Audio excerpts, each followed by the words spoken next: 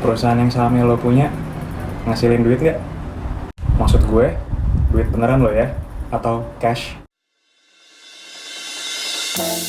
Balik lagi ke edisi kenalin saham perusahaan lo. Kali ini gue mau jelasin pentingnya kita tahu kalau perusahaan yang kita punya sahamnya itu ngasilin cash atau enggak. Kalau di video sebelumnya kita udah tahu valuasi sama kemampuan si perusahaan ngasilin earnings atau laba, kita juga harus tahu apakah laba tersebut jadi cash atau enggak. Kenapa gitu Mas Angga? Guys, kemampuan si perusahaan ngasilin arus kas atau cash flow itu juga turut nentuin apakah harga sahamnya akan naik atau enggak. Perusahaannya oke, valuasinya udah murah, atraktif, earnings growth prospeknya bagus, tapi apakah earnings tersebut akan jadi cash? Karena perusahaan yang earningsnya bertumbuh, belum tentu cash flow-nya juga ikut bertumbuh. Pendek katanya sih, earnings itu hanya pencatatan akuntansi, sedangkan cash flow itu real. Sama aja kalau kayak kita gajian, kita udah terima slip gajinya, tapi uangnya belum sampai di rekening kita, kan sama aja bohong.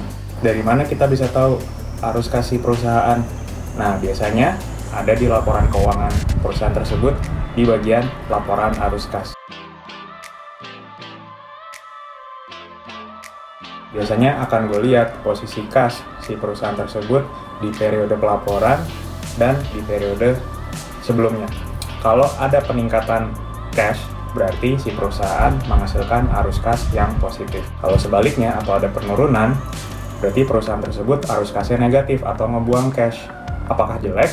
Belum tentu juga. Kita harus lihat lebih detail. Perlu kalian tahu, kalau cash flow dari perusahaan itu terbagi 3. Investing cash flow, financing cash flow, dan operating cash flow. Investing cash flow ini adalah cash flow yang mencerminkan kegiatan investasi dari perusahaan. Misalnya nih, kalau perusahaan manufaktur ya, dia beli mesin baru supaya pembuatan barangnya lebih efisien. Atau kalau misalnya perusahaan retail, dia buka toko baru di kota yang sebelumnya dia belum pernah jamah untuk dijadiin target pasar baru. Investing cash flow, kalau tandanya negatif, berarti si perusahaan lagi aktif melakukan kegiatan investasi. Kalau tandanya positif, berarti si perusahaan lagi mengurangi kegiatan investasinya. Yang kedua, financing cash flow, yaitu arus kas yang timbul dari aktivitas pembiayaan yang perusahaan lakukan untuk membiayai aktivitas operasional dan investasi perusahaan. Misalnya, dari ngutang atau berupa peningkatan modal. Kalau financing cash flow tandanya positif, berarti si perusahaan terima utangan baru atau terima suntikan dari pemodal. Sebaliknya kalau negatif, berarti ada arus kas keluar yang bisa jadi si perusahaan bayar utangnya atau bisa juga bayar dividen ke pemegang saham. Nah, yang ketiga, yang paling penting, yaitu operating cash flow, yaitu arus kas yang timbul dari semua aktivitas operasional perusahaan, termasuk aktivitas perusahaan dalam menghasilkan earnings. Penting nih, kalau sampai operating cash flow nilainya negatif, berarti operasional perusahaan tersebut malah ngebuang uang atau nggak ngasilin uang. Karena idealnya operating cash flow nilainya harus positif, yang mencerminkan kalau aktivitas operasional si perusahaan itu berjalan dengan baik. Kita harus cek nih, kalau operating cash flow perusahaan yang kita punya sahamnya negatif. Bisa jadi karena diutangin sama customernya, bisa juga karena earningsnya turun, yang mana berarti berita buruk, harga sahamnya bisa turun. Atau bisa juga karena alasan-alasan lain. Kalian sebagai pemegang sahamnya wajib tahu, wajib ngecek sampai detail. Gue pribadi nggak masalah lihat perusahaan yang gue punya sahamnya punya investing cash flow yang negatif dan financing cash flow yang positif. Yang berarti perusahaan tersebut berhutang atau naikin modal, dan pada saat yang bersamaan dia melakukan investasi.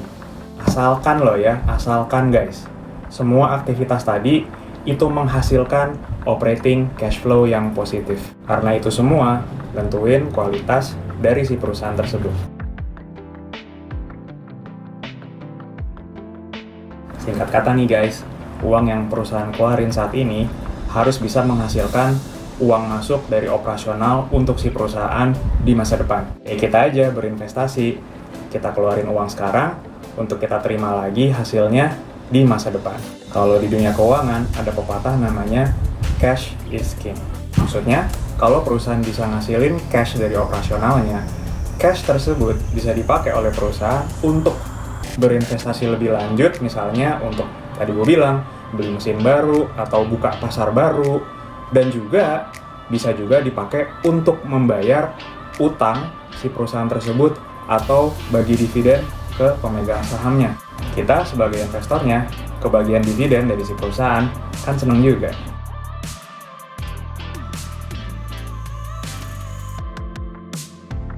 Oke Mas Angga, gue udah mulai paham nih.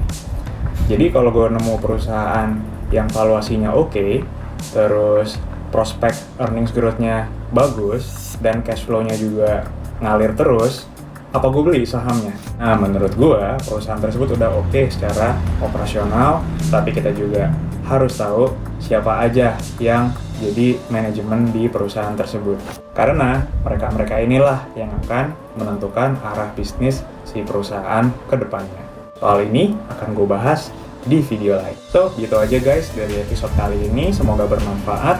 Semoga setelah kalian nonton episode ini, kalian sebagai investor bisa tahu kualitas saham perusahaan yang kalian punya dari segi valuasi, dari segi earnings, dan juga dari segi cash flow-nya. Akhir kata, salam investasi.